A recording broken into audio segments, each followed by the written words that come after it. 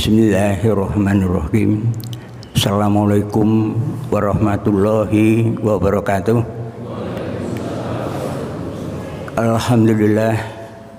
Alhamdulillahillati arsala rasulullah bil huda wa dinil haq lidhurran walatin kulih wa kafa bila syahida. Ya ayyuhalladzina amanu taqullaha haqqa tuqatih wa la tamutunna illa wa antum muslimun. Asyhadu an la ilaha illallah wa asyhadu anna Muhammadan abduhu wa rasuluh. Allahumma shalli ala Muhammad wa ali Muhammad.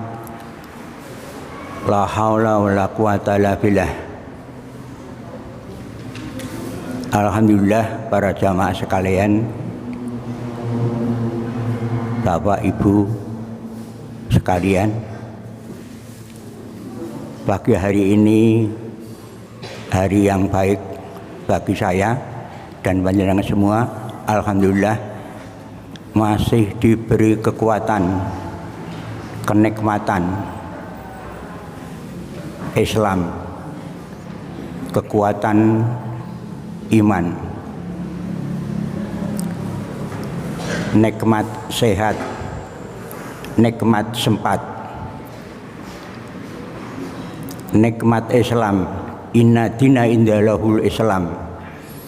Islam itu satu-satunya agama yang diridhoi oleh Allah Subhanahu wa taala, sehingga menjadi pilihan kula panjenengan. Luar biasa. Yang kedua, nikmat iman.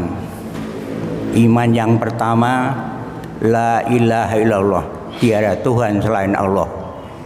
Sudahkah kita menempatkan Allah ini selalu yang pertama, selalu yang utama, selalu yang di depan, selalu yang di atas? Nikmat sehat, alhamdulillah panjenengan hadir di sini semua dalam keadaan sehat walafiat.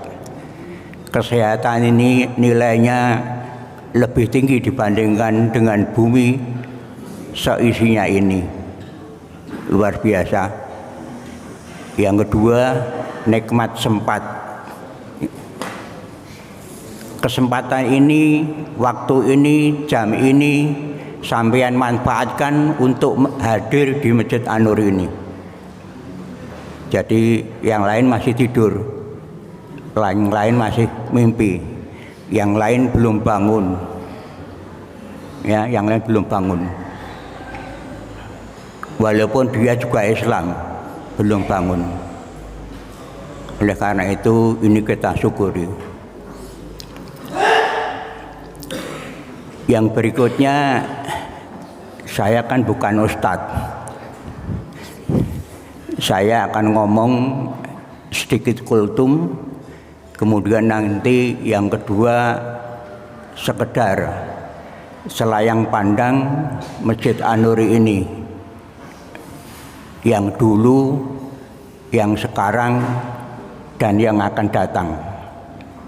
Yang dulu seperti apa, yang sekarang seperti apa, dan yang akan datang seperti apa. Oleh karena itu, yang pertama saya ingin mengkaji kenapa Bapak Ibu sekalian hadir di masjid ini pada kegiatan Ahad, kegiatan subuh ceria ini. Kenapa hadir di masjid ini pada kegiatan subuh ceria? Hadir karena subuhnya, apa hadir karena cerianya? Coba panjenengan renungkan, saya hadir ke sini karena subuhnya atau karena cerianya? Karena subuh, la ilaha illallah, itu perintah dari Allah. Kalau kehadiran itu karena cerianya, karena hari Ahad ini ada ceramahnya, ada pengajiannya, ada sarapannya. ada sarapannya. Jadi mindset pola pikir kula panjenengan jangan sampai keliru karena ada pengajiannya, karena ada sarapannya. Harus dirubah karena subuhnya, karena subuh saya. Tetapi kalau karena subuh itu setiap hari ada. Subuh itu tiap hari ada. Allah juga selalu memerintahkan untuk subuh itu. Tapi panjenengan tidak hadir ke sini. Ya enggak ya, tidak hadir pada hari tidak ceria ini. Jadi nanti pola pikirnya harus dirubah saya karena niat untuk subuh. Seandainya pengajiannya enggak ada, non problem. Tiba-tiba yang masak juga lupa, enggak keringan, mungkin. Jadi enggak ada sarapannya. Itu jangan kecewa, karena kedua hal ini adalah tambahan, tapi subuhnya ini yang diharapkan. Kalau salahnya niatnya itu salah, hati-hati. Oh niatku mung subuh menggolek ceria tok. Ya, ini harus dirubah. Ya, dirubah. Jangan renungkan. Jadi la ilaha illallah nomor 1 karena subuhnya. Yang dua, ada suatu cerita aja panjenengan renungkan di Jogja di dekat sana. Seorang petani yang berhasil, anaknya 5, yang 4 menjadi orang kondang terpandang, orang besar. Ya, ini seorang petani. Anaknya yang 1 orang itu adalah di rumah melanjutkan petaninya bapaknya. Ya, petani bapaknya. Petani bapaknya melanjutkan. Suatu saat, singkat ceritanya, dari 4 orang berhasil itu di luar kota yang jauh-jauh, maka anaknya yang terakhir itu yang tidak bekerja sebagai pegawai tapi melanjutkan pertaniannya, ibunya sakit. Ibunya sakit, dibawa ke puskesmas yang terdekat situ. Sampai suatu saat kritis, maka orang anak-anak yang di jauh pada datang.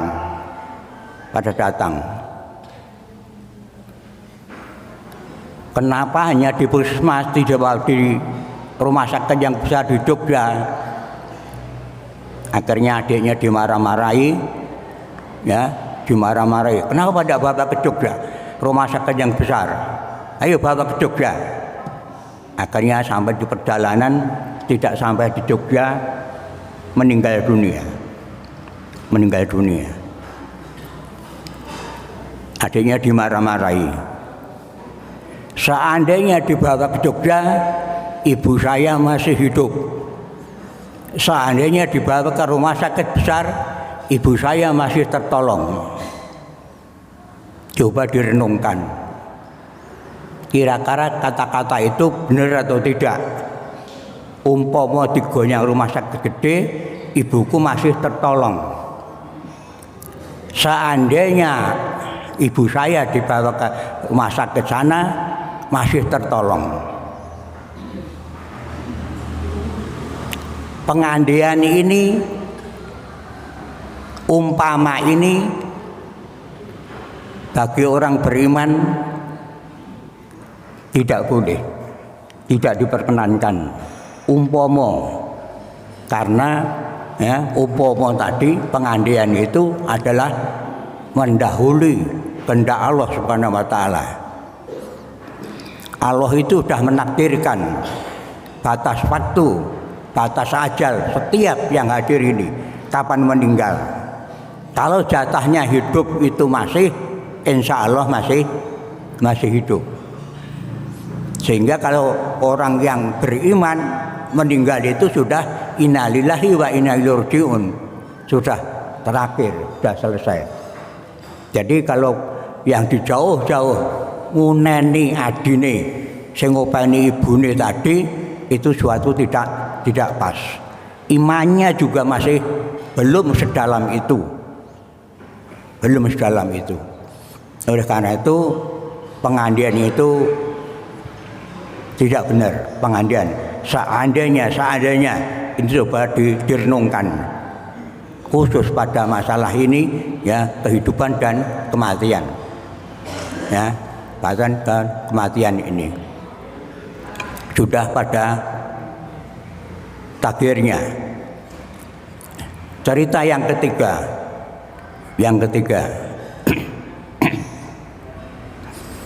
seorang pemuda yang masih sekolah, intinya singkatnya ini adalah rebutan pacar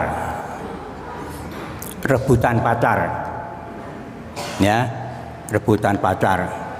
Pacarnya bilang, kamu kalau motornya hanya sejelek itu tidak mungkin saya terima sebagai calon saya. Itu istrinya, tidak saya terima. Namanya anak muda, pulang di rumah bilang kepada ibunya, bilang kepada bapaknya, Pak, kalau saya pacar saya nggak menerima Pak, tolong Pak, motor saya itu diganti yang baik Pak, ditukarkan yang baik Pak, tukarkan yang baik. Lembunya 2 ekor yang sudah bunting, sudah mau beranak, dijual Pak, untuk tabah beli motor. Ibunya, jangan dijual dulu, biar beranak dulu, besok yang jual induknya, anaknya dipelihara lagi. Bapaknya rada gengsi, anakku kok ditolak karo betah wedok, anak putri ditolak.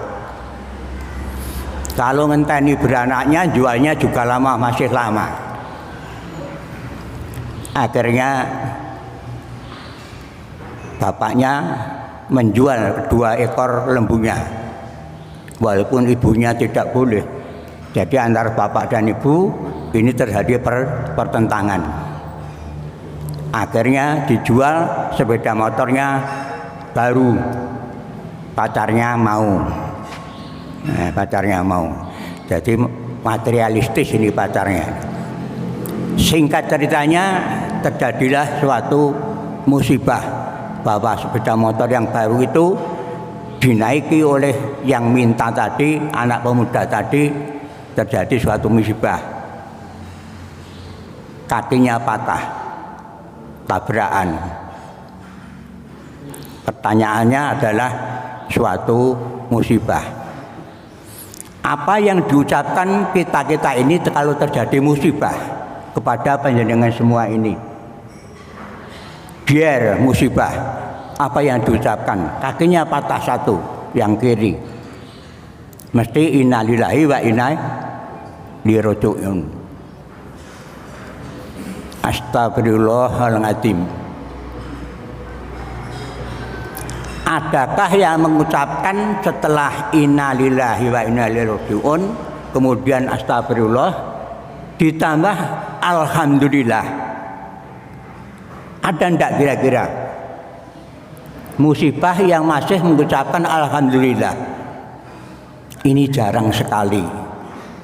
Makanya kita harus nambah alhamdulillah. Untungnya mung sikil siji sing patah, sing tangkil kiwa. Masih alhamdulillah. Seandainya kaki 2 pun patah semua, masih alhamdulillah karena masih hidup. Akhirnya itu. Tapi kita itu jarang mengucap sampai situ. Artinya ada, masih bersyukur. Musibah tapi bahwa masih bersyukur. Oleh karena itu dari ketiga cerita tadi, marilah kita ini selalu menghubungkan kehidupan ini yang pertama dengan Allah Subhanahu wa taala. tidak mengatakan yang lain-lain sebelum menghubungkan dengan Allah Subhanahu wa taala. Mulai dari tabiran der innalillahi, mulai masya Allah, mulai astagfirullah, subhanallah dan sebagainya. Itu dikedepankan dalam kehidupan sehari-hari ini. Jangan ucap yang lain-lain. Anaknya nakal, bukan ucapan yang lain, tapi selalu dihubungkan Allah. Subhanallah, astagfirullah, kuwi dadi apa to le? Besok kok saiki nakale kok ngono.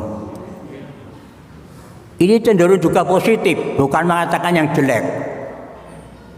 Bocah kok kono besok dadi kere lho kowe. Itu ucapan seorang ibu bisa tembus, ya, bisa dia tembus.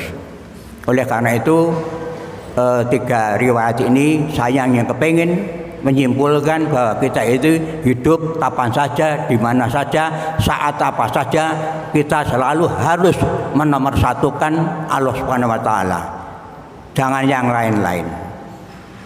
Itu kultum saya, ya. Oleh karena itu, yang kedua, saya pengen Mas Fendi mana ini? Dibagi Mas Fendi.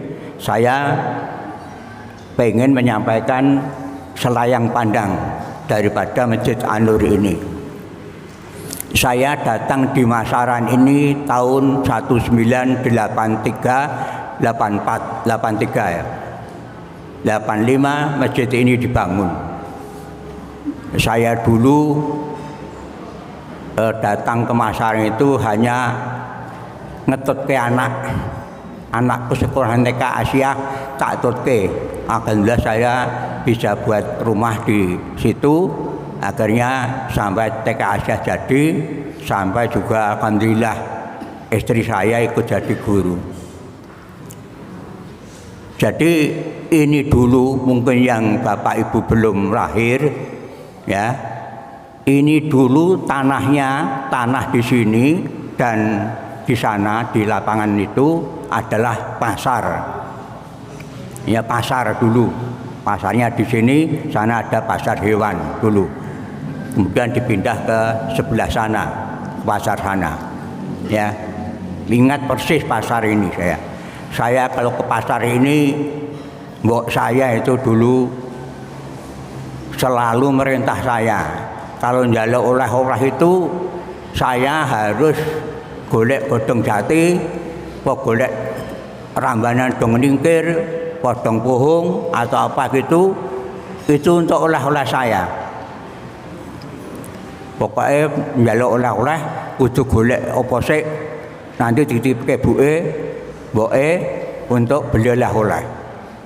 Sampai pada kalau minta baju itu pitike apa segede. Ada pitik sedetung, pitike pira. Itu mesti begitu. Jadi pakai syarat jalan kaki ke sini beli baju dulu. Itu dulu. Kembali kepada masjid ini. Ya, kepada masjid ini. Alhamdulillah. Jadi tanah ini dulu hampir untuk setiap kantor minta untuk kantor. Tapi alhamdulillah disimpulkan untuk jasmani dan untuk rohani. Yang di masjid sini rohani, ya, kemudian yang di sana adalah jasmani. Jasmani untuk olahraga, pas, ya, jasmani dan rohani. Akhirnya dibangun itu, ya, dibangun itu. Sampai masjid ini dulu dibangun jadi, masya Allah, masih ya prihatin. Karena masjid itu yang dibangun dengan umat dan dibangun oleh bangunan negara itu rasa-rasanya beda.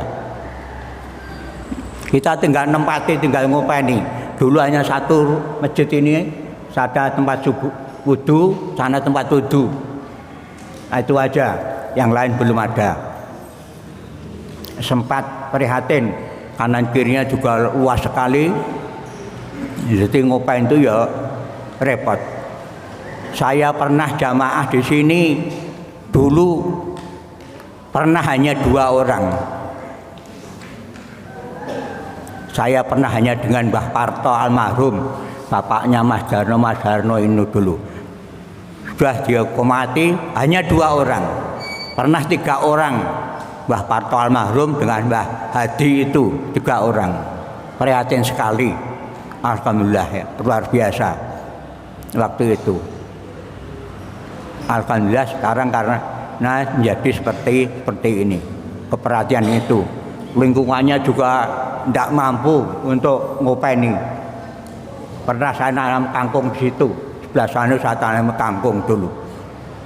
Ngurangi itu. Prihatin. Bagaimana tidak di situ kantor, sana lapangan, sana jalan raya, sana sudah ada misola, barat sudah ada masjid.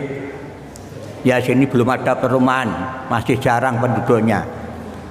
Prihatin. Alhamdulillah Bapak Ibu sekalian, sekarang sudah jadi seperti ini. Ya, jadi seperti ini. Yang dulu seperti itu, yang sekarang seperti ini alhamdulillah. Saya jadi takmir itu hampir 20 tahun takmir masjid ini, ya, takmir masjid ini. Jadi saya pertama juga menanam tanaman satu di sana itu, tanaman Tanjung yang sekarang masih hidup. Alhamdulillah itu taman yang pertama itu, tanam pertama. Bapak dan Ibu sekalian, para jamaah, saya menyampaikan selayang pandang ke depan Masjid An-Nur ini, ya, yang insya Allah suatu hal yang bisa kita bicarakan, suatu hal yang bisa kita renungkan bersama bagaimana kira-kira masjid ke depan ini yang sekarang seperti ini. Saya susun di sini adalah visi, misi, dan tujuan. Yang pertama, visinya mewujudkan Masjid An-Nur sebagai pusat peribadahan dan peradaban sepanjang waktu. Jadi kedepannya itu masjid itu 24 jam buka, bukan isya ditutup rekep, isya ditutup rekep, isya tutup rekep kayak kantor. Jamaah yang telat setelah isya mau mampir isya, sholatnya di luar. Ke depan tidak seperti itu harapan kita, ya. Ini sebagai pusat, ya, pusat peribadahan dan peradaban. Misinya nanti saya stressing pada beberapa visi saja. Yang pertama, mendata dan menggerakkan para jamaah untuk beribadah di masjid. Kita bangun masjid itu gampang. Banyak masjid sekarang itu berlomba-lomba membangun masjid. Kalau direnungkan bukan karena kekurangan masjidnya sudah penuh, tidak.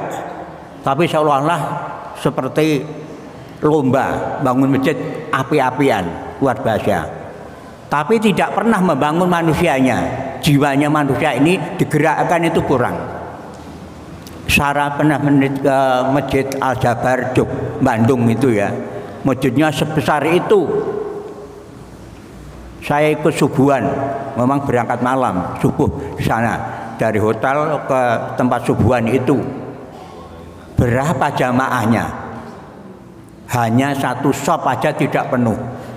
Itu sudah ditambah dengan para yang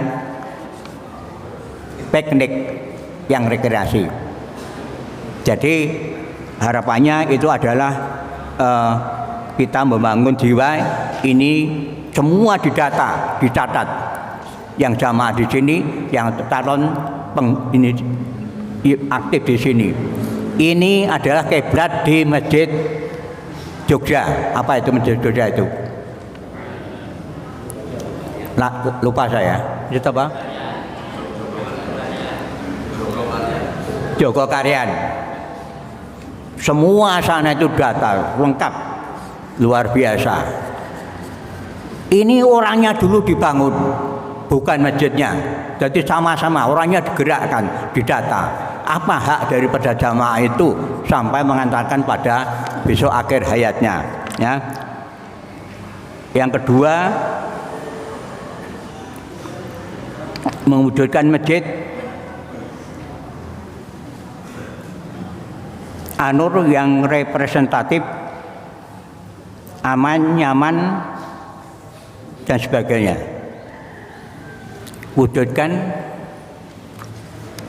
Wujudkan masjid ini, ya, sekarang alhamdulillah sudah berubah terus. Tapi sudahkah kita ini kerasan di masjid ini? Sudahkah kita itu kerasan di masjid ini? Berapa lama tinggal di rumah Allah ini pada waktu ibadah? Merungsung, datang gerurut, pulang, wis tau mulih jane. Kenapa kemerungsung mulih? Lama-lama, ya, lama-lama, ya. Yang ketiga,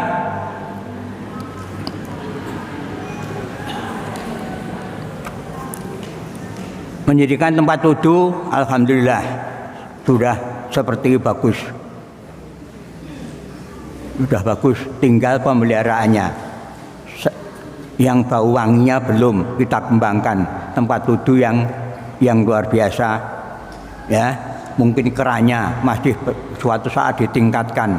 Keran yang bagus, tidak terlalu banter, kerannya pelan-pelan bisa diatur, ya, dan sebagainya. Singkat-singkat saja, nanti waktunya enggak cukup. Menata halaman dan lingkungan yang rindang dan asri.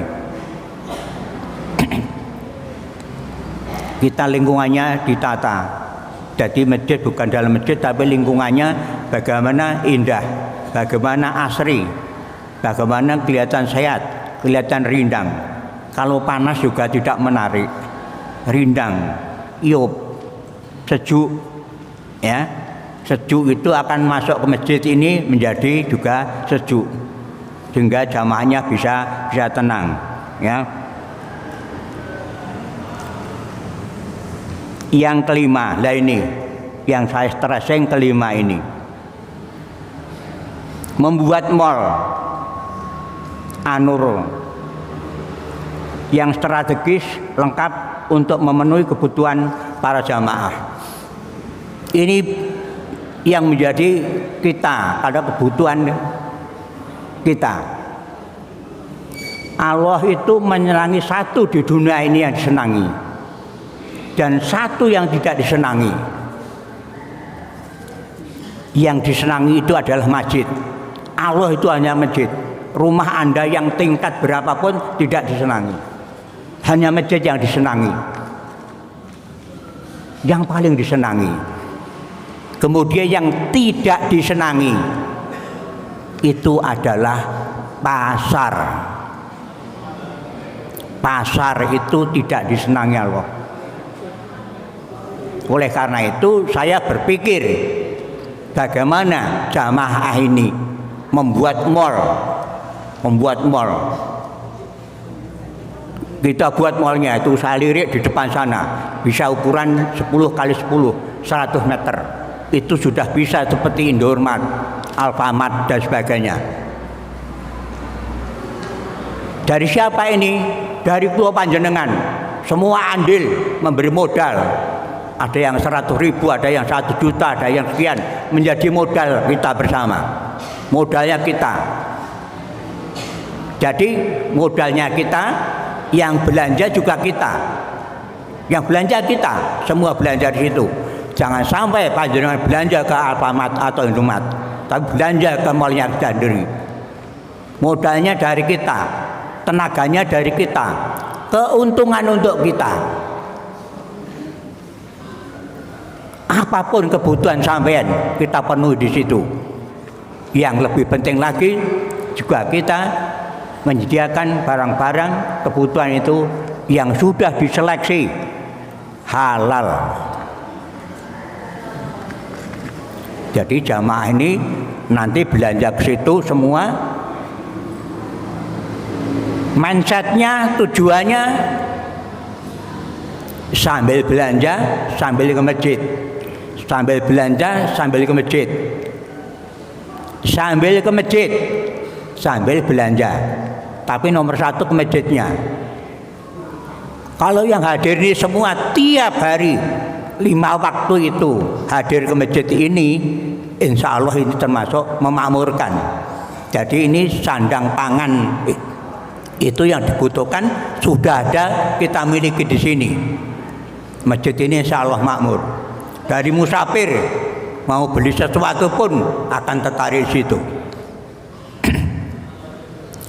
Ini saya harapkan suatu saat akan terjadi seperti itu, ya, ke situ.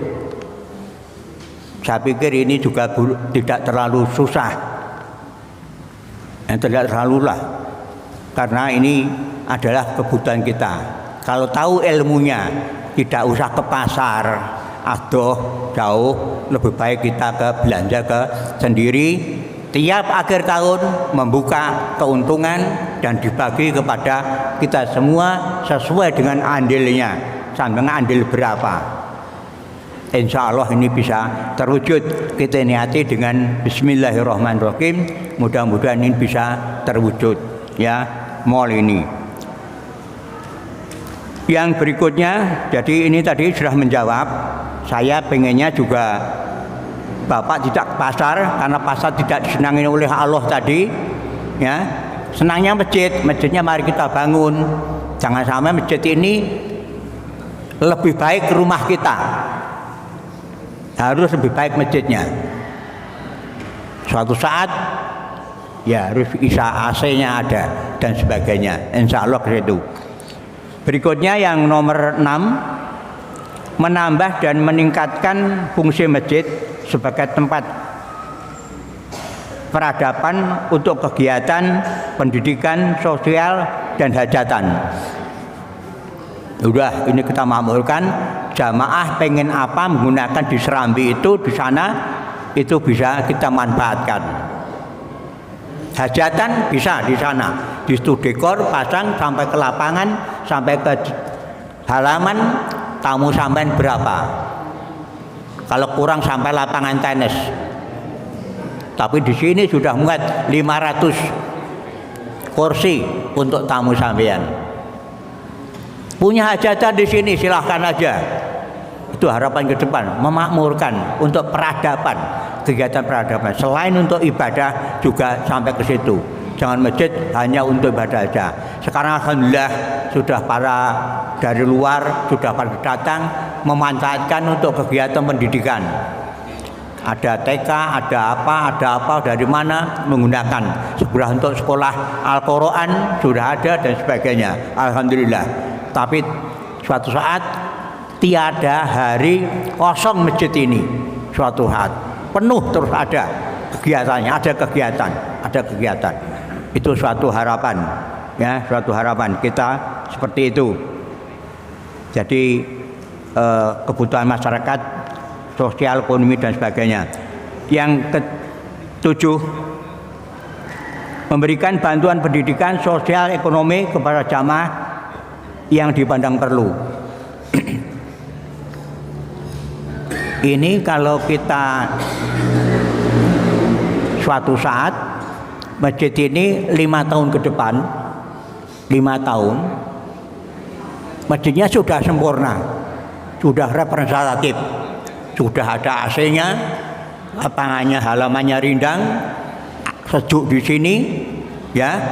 Uang yang masuk sini hanya untuk kegiatan, sebagian kegiatan ini.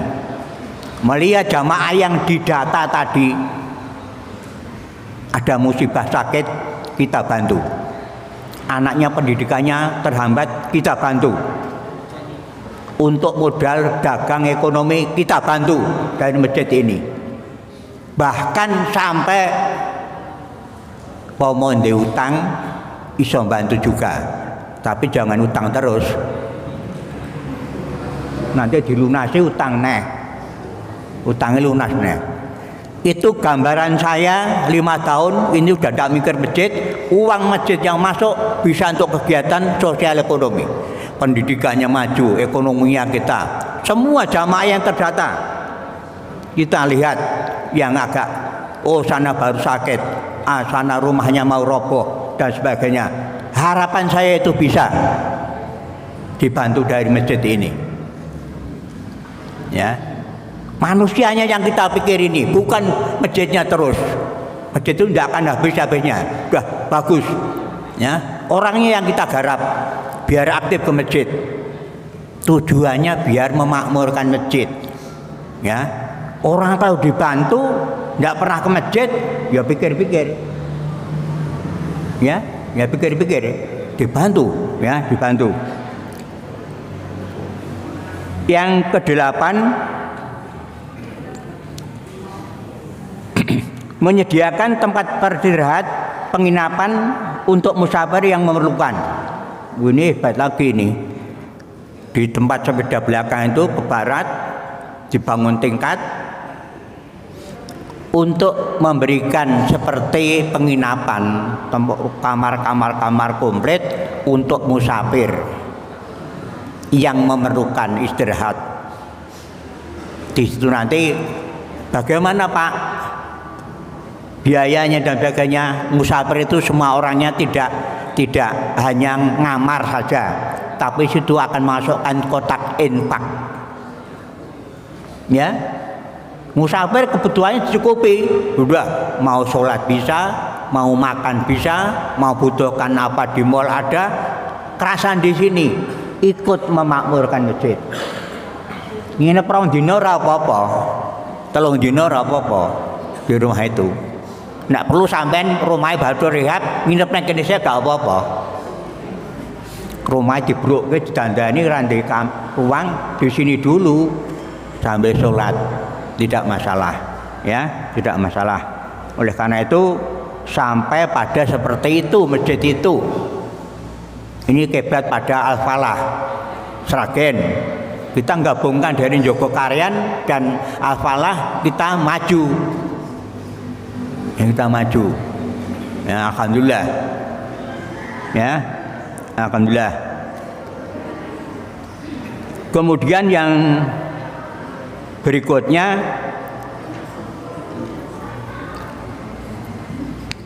mengamanahkan kepada Yayasan An-Nur Makmur menyediakan tanah untuk makam muslim. Para jamaah sekalian, ini alhamdulillah hasil akhir dari kula panjenengan. Kita ini akhirnya masuk ke kubur, tidak satu pun yang meninggalkan dunia itu dibuang, tapi ke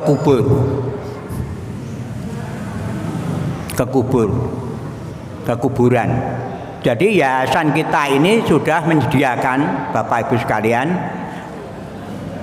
menyediakan tanah, sudah dapat 900 meter,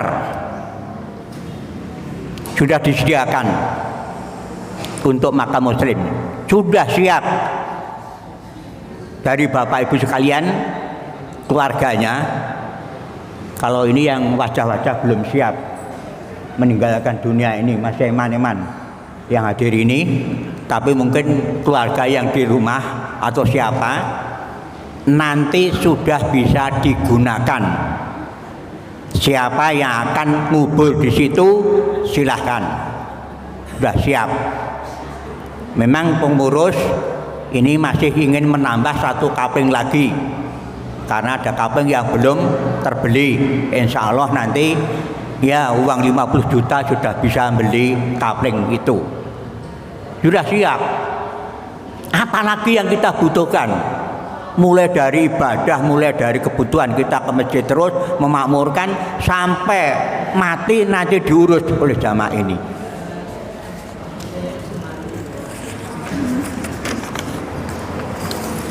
Waktunya mau habis. Intinya begini, kenapa harus ada makam muslim? Rasulullah Nabi besar Muhammad SAW itu mulai awal sampai sekarang itu orang-orang muslim tidak pernah dicampur dengan orang-orang kafir pemakamannya. Ya, pemakamannya. ada makam muslim. Nah kita ini yang tahu, saya ngerti kedepannya kita makam muslim. Ini nggak usah saya baca. Ini ada alasan-alasan kenapa harus makam muslim. Intinya seperti itu. Jadi Bapak Ibu sekalian, monggo nanti panitia yayasan yang sudah menyediakan itu bisa digunakan, ya bisa digunakan. Bukan panjenengan mendahului, tidak, tapi mungkin keluarga yang lain yang suatu saat ya itu bisa digunakan. Jadi hadis para ulama pun sepakat bahwa kita tidak memapakan keluarga kita itu di tempat-tempat umum, makam umum. Dan orang-orang musyrik, orang-orang kafir pun tidak boleh dimakamkan di makam muslim ini. Kita akan campur lagi di makam muslim. Oleh karena itu, para jamaah sekalian, apa yang saya sampaikan, karena waktunya habis ini tidak saya baca. Ini alasan-alasan kenapa makam muslim itu diperlukan, ya diperlukan. Sehingga Bapak dan Ibu sekalian, mudah-mudahan apa yang saya sampaikan yang hanya ya omongan-omongan ini bisa diambil manfaatnya dari Bapak dan Ibu sekalian, ya. Semoga apa yang saya sampaikan ini akan mendapat catatan oleh Allah Subhanahu wa taala dan juga dari para jamaah sekalian untuk bisa mengamini, mengiyakan ke depan bahwa masjid itu akan seperti itu dan kita akan menjadi jamaah yang lebih aktif lagi dan hasil akhirnya juga besok akan menjadi ketemu pada kuburan yang sama, di tempat yang sama, menjadi tetangganya pada waktu kita besok di kuburan. Semanten matur nuwun, nyuwun pangapunten. Mudah-mudahan ada 1, 2 kata, 2 kalimat yang dibawa Bapak Ibu sekalian untuk ke rumah. Selain nanti dahar, minum itu dibawa pulang, tapi apa yang saya sampaikan tadi sepatah 2 patah itu ada yang dibawa pulang dan diamalkan. Itu pengajian ya. Kurang lebihnya mohon maaf, kita akhiri, nyuwun pangapunten.